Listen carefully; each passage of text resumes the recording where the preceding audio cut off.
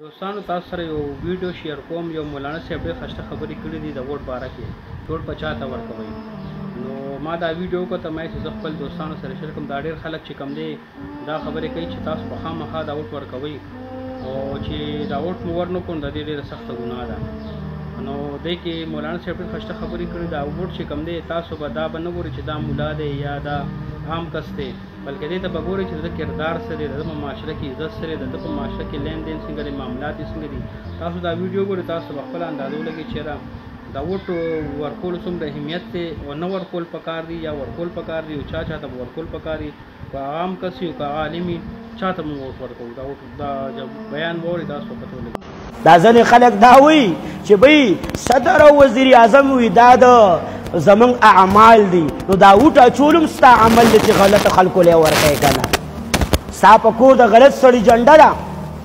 زه درته واضح الفاظو سره ویم، واضح الفاظو سره. میا او مولا ته مه ګورئ، امانتدار او دیانتدار ته وګورئ. میا مولا ته مه ګورئ، امانتدار او دیانتدار ته وګورئ. نیک او صالح ته وګورئ چې لس ګزه پټکې والي او و پټه ګیرې ده، خو چې غل دی او ډاکو دی په رب یقین وکړه، رد یې کوي رد یې کوي، شاته یې ولیئ. او هغه کس چې سرتوره سر دی، هغه کس چې ظاهره باندې تا ته تقوادار نه ښکاري، خو چې امانتدار دی، دیانتدار دی، خشیت الهي دی، هغه په ځان باندې مشر کا چې ستا ژوند او ستا زندګي ښکلې او مزېداره شي. نن د دې حکمران د وجې نه موږ په څومره مشکل کې د مخې سره یو. کله بجلي نشته، بجلي نشته، څه وکړو؟